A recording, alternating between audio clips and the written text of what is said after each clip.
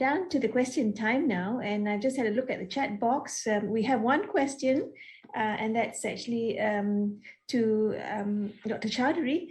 If you've had a look, and it just mentions whether the duration of fasting would impact on our recommendation for patients with DKD to fast. Would it make a difference, Dr. Chowdhury, you think? If it's no, that's a great question, a great suggestion, and in fact, the duration of fast comes within the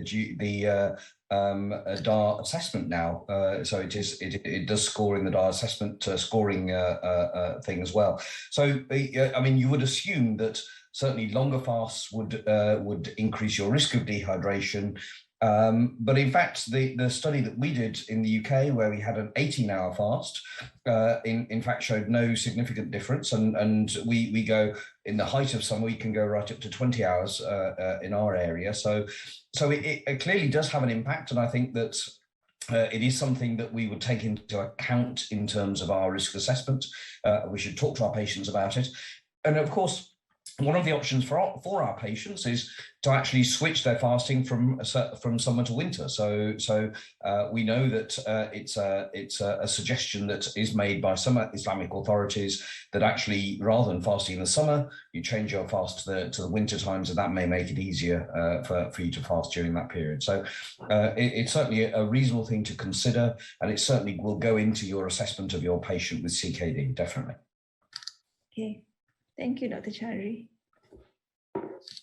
All right. Actually, I don't think we have any more questions. Yeah, Suzyani? But if, would you want to bring up any comments or maybe some interactive discussion between the three experts here in the different areas? I thought it was interesting that there was some lack of evidence, which means that there's actually a lot more room for research. So that is quite an interesting point that was brought up by Prof. Rayas Malik, which unfortunately he couldn't join us today. But yeah, I think that's something that we should all look into. Otherwise, we invite Prof. Sabur or Prof. Chowdhury to give more inputs. So I suppose my comment really is that I'm amazed. You know, if I was a patient with diabetes and CKD, I would probably take the be a perfectly good reason not to fast and find other ways of enjoying Ramadan. But I'm always amazed at how resilient and how pious my patients are, you know, and their desperation to fast. Many of my patients say to me, you know, I've fasted for so many years and I want to fast again.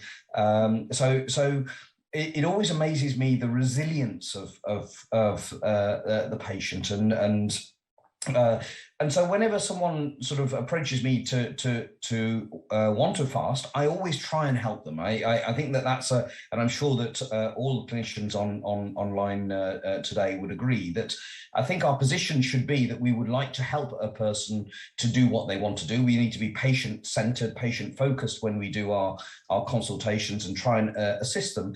But I think if we really feel that it is such a high risk for them that actually, you know, that they're going to do themselves harm, then we shouldn't be worried or scared about saying that. I think that is a very important point, is that actually people do listen often to their physicians, particularly if they have a Muslim, they're Muslim and they have a Muslim physician. I think that they will take those suggestions on board. And I remember working with a patient over many years, and sort of seeing his kidney function going down and down and down. And eventually we got to CKD stage 4, his GFR went below 30, and he agreed that he wouldn't fast, you know. So I was so concerned that I said to him, by the end of Ramadan, you'll be on dialysis. And he listened to me finally after many years of fasting and agreed. So I think that whilst we should always be patient focused and always try and assist our patient, but we shouldn't shy away from that strong suggestion if we feel very concerned about our patient that they should not fast on that year and find other ways of enjoying Ramadan. So before I invite Prof. Sabur to give some more comments, I was just wondering what you would think, because I noticed that after I did more and more public outreach, there are more and more of CKD patients and dialysis patients who actually approach me asking me if we can fast instead of what they have been practicing, which is not fasting. So how would you approach such I mean, I was amazed that actually I mean, my recommendation to any dialysis patient is you shouldn't fast. And I know our nephrologists discourage all of our patients who are on dialysis from fasting. I have very, very few patients who have fasted over Ramadan. But so I was very, very interested to see that there is some data out there, particularly from Middle Eastern countries, around fasting over Ramadan. And if you've got an area where you can support your patient, you can, and of course many of these patients are coming to hospital 3 times a week for dialysis and so on. You can see them, you can monitor them. Maybe they can you know, fast on alternate days, on non-dialysis days or something like that. Then actually it might work. And I'm amazed that patients can actually work through this and the challenges of fluid balance and so on as well. You know, I think it is quite amazing how strong patients can be, and I think that the other thing that we should encourage patients to do is to maybe, if they want to try fasting, maybe even fasting a few days before Ramadan, practice fasts, I think are quite a good thing to try to see the effect of fasting. Very important that they attend the education, that they attend your you know, and you have advice around a change in anti-hypoglycemic and antihypertensive medication. These sort of things I think are so important in that assessment as well. So if a person is absolutely adamant they want to do it, you might give them an opportunity to try. Let's see how things go, and if it doesn't work out, well, it didn't work out, but at least you've tried. Yeah, Prof. Sabun? So these are really excellent points. I mean, for the cardiovascular space, I think we've seen a lot of more data that shows that it's essentially safe, except in what we call the unstable patients. There are a few strategies I didn't think we had time to discuss, but maybe we can go over them to try and optimize the fasting, right? So one of the things that's been very clear is that education around hypoglycemia really has a tremendous impact. And, you know, there have been some studies that show that patients who've had pre-Ramadan education about frequent glucose monitoring and how to manage hypoglycemia have less hypoglycemia. So if you train people to do that, and there's a specific guideline from the IDF DAR recommendation about the frequency of glucose monitoring. The other thing is very important to tell patients that the finger prick itself does not invalidate, does not make the patient iftar, right? So they shouldn't think that itself will break the fast. A lot of this question comes up, and that's one of the main reasons they don't do it. So that's one really important task. You know, we can manage hypoglycemia throughout this, and you break the fast if you reach specific thresholds. There was a very nice paper that was done by the group in Dubai, Dr. Hassanain and Dr. Fathiya, actually, about patients with type 1 diabetes who had CGM, who insisted on fasting. They were denied, but they insisted on fasting. And in fact, using CGM, while the frequency of hypoglycemia was increased, they were actually able to manage it quite effectively because the CGM is able to predict. So they were able to manage that throughout Ramadan. The strategy is that you manage expectantly and you don't reach severe hypoglycemia. So I think there's many different ways we can advise our patients to safely do that. I don't think we have time to talk about this, but, you know, we have a lot of patients with ASCVD and diabetes who are on GLP-1 receptor agonists, right? I think that actually provides a very physiological way of treating these patients, as we mentioned, to prevent the postprandial spikes. So I think there's a study that treat for Ramadan where hypoglycemia was much lower in the liraglutide metformin arm than in the SU metformin arm. Yeah. So we have ways to switch to other medications during Ramadan, particularly GLP-1, in order to prevent hypoglycemia. So I think in addition to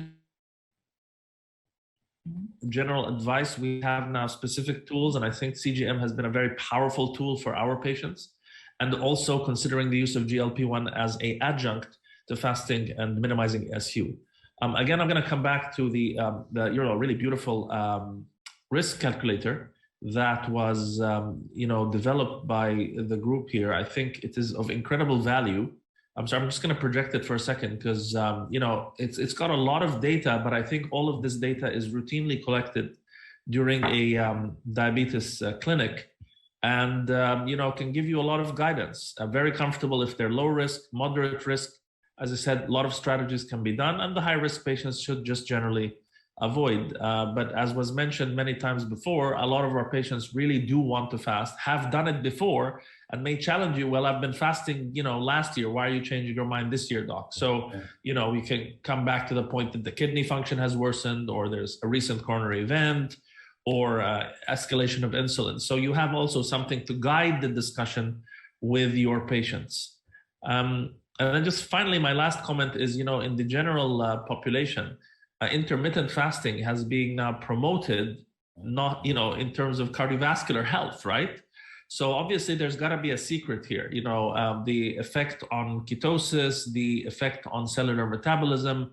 I think we can definitely take data from that literature and look at, you know, for millions of patients who fast, and look at those aspects in particular. Just my humble opinion as a simple cardiologist. There's no such thing as a simple cardiologist, Professor Sabur. But Professor Sabur, I echo everything that you said. I really think that the IDF score, the DAR score, I'm actively using it now in my consultations. I think it's a absolutely useful tool in your consultation. The critics would suggest that it's not terribly evidence-based. It's not based on very powerful evidence yet. But I suppose that the way to do it is to perhaps in the future sort of validate it, so that we can look at, you know, people's risk scores and see how they did in future Ramadans. You know, so I think that would be a very useful thing for us to use. But I find it a very powerful tool to discuss with my patient in the clinic, to say, look, this is what the guidance is saying. You are very high risk. It's saying that your point score is 7. You know, you really should not fast. And I think that that's a very, very useful tool to try and help our patients understand the reasons why we're advocating them not to fast. And I think that I find it an incredibly useful tool in my clinic now.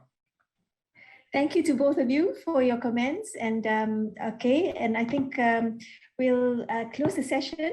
And thank you very much also to Dr. Suzyani for co-chairing. Thank you.